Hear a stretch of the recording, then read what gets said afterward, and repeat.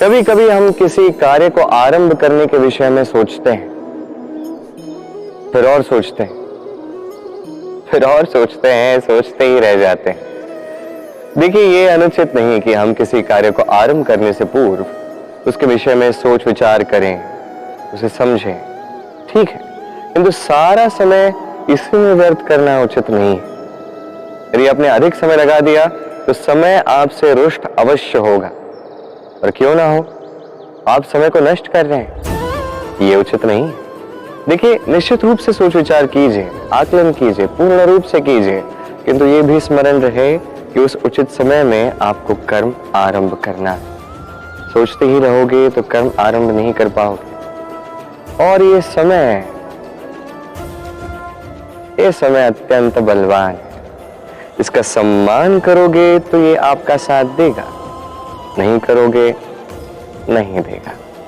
कई बार ऐसा होता है कि हमारे अच्छी मंशा पर, अच्छे विचारों पर, अच्छे कर्मों पर लोग संदेह करते हैं, प्रश्न उठाते हैं, प्रमाण मांगते हैं, शुद्धता की परीक्षा देने को कहते हैं, और तब निश्चित रूप से दुख होता है। हम सोचते हैं कि यही जीवन है। इतना अच्छा सोच के भी, शुभ कर्म करके भी लोग हम पे ही संदेह करते हैं। दुख तो होता है, किंतु दुखी होने की आवश्यकता नहीं। क्यों नहीं है? क्योंकि यदि कोई आप पर संदेह करता है तो उन्हें करने दे।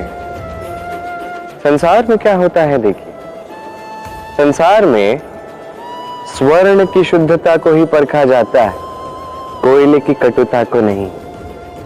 आप स्वर्ण हैं तो आपकी शुद्धता को परखा ही जाएगा, वो तो होना ही है।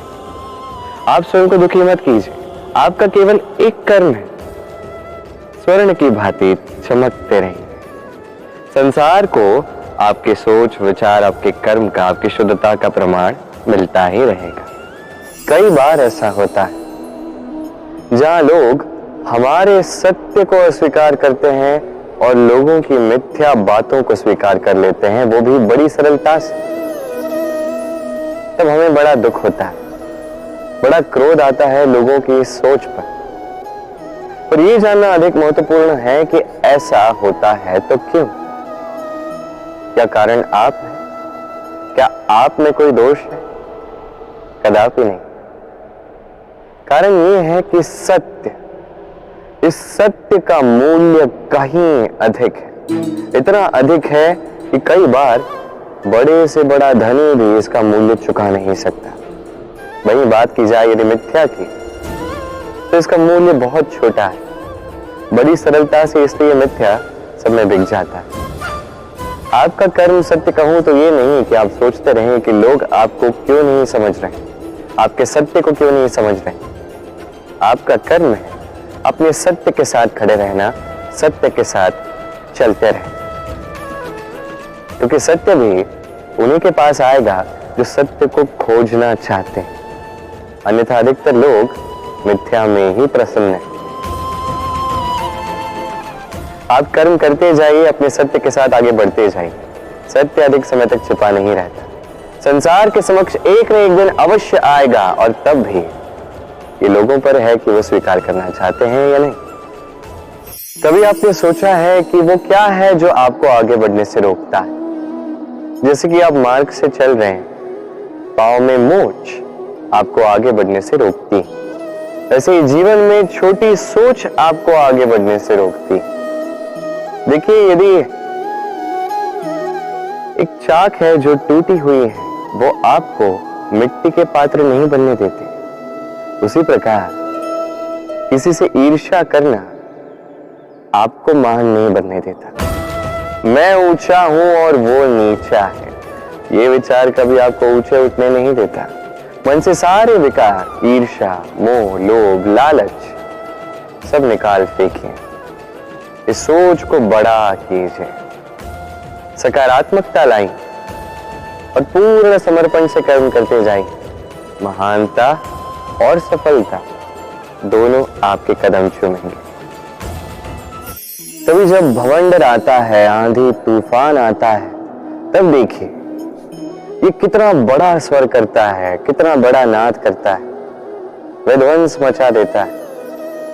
जब बाढ़ आती है तब कितना बड़ा स्वर करती है, कितना बड़ा नाद करती है, किनारों को तोड़ के रख देती है। वही किसी वृक्ष को देखिए, शांति से खड़ा रहता है, मौन, और अपना कर्म करता है, छाया देता है, फल देता है, कोई बड़ा स्वर नहीं, कोई नाद नहीं। नदी की बात की जाए तो नदी जो बहती है, खेतों को सींचती है, वनस्पतियों को प्राण देती है, हमें पीने के लिए जल देती है, इतना महान कार्य करती है, कोई बड़ा स्वर नहीं, कोई बड़ा नाद नहीं। ये सीख है, इस संसार में जो भी महान कार्य करते हैं, मौन होकर अपना कर्म करते जाते हैं, क्योंकि उन्हें पता है महत्व स्वर का नहीं, कर्म का।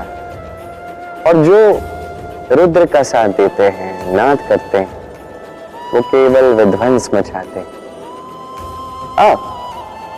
आप मौन रहकर कर्म करते करते महान बनना चाहते हैं, या रुद्र का साथ देकर केवल विध्वंस मचाना चाहते हैं? निर्णय आपका है। आप जीवन में क्या बनेंगे, ये आपके परिश्रम, आपके निरंतर प्रयास और आपकी चुनी हुई दिशा पर ही निर्भर नहीं करता, ये निर्भर करता है आपकी संगति पे भी। ये संगति जो अत्यंत महत्वपूर्ण होती है। प्रकृति भी हमें यही सिखाती है, एक उदाहरण द्वारा। यदि ये मैं आपको बताऊं तो किसी हवा के झोंके को देखिए। एक हवा का झोंका जब किसी पुष्प को स्पर्श कर जाता है तो वो भी सुगंधित हो जाता है। यही हवा का झोंका जब किसी नाली के ऊपर से बहता है तो वो भी सुरभिहीन हो जाता है। ये संगति ही है जो मनुष्य को कहां से कहां पहुंचा सकती है, आपको पता भी नहीं चलेगा। ये संगति का प्रभाव ही है जहां शनि के साथ घुंड पिस जाता है। ये संगति का प्रभाव ही है जहां एक साधारण सा पत्थर स्वर्ण के साथ मिल जाता है और वो भी रत्न बन जाता है। तो इस संगति का विशेष ध्यान रखिए। अब किससे मिलते हैं, क्या बात करते हैं, क्या सीखते हैं, उनका आपकी ऊर्जा पर क्या प्रभाव पड़ता है, सब देखिएगा और मेरे साथ प्रेम से कहिएगा, राधे राधे।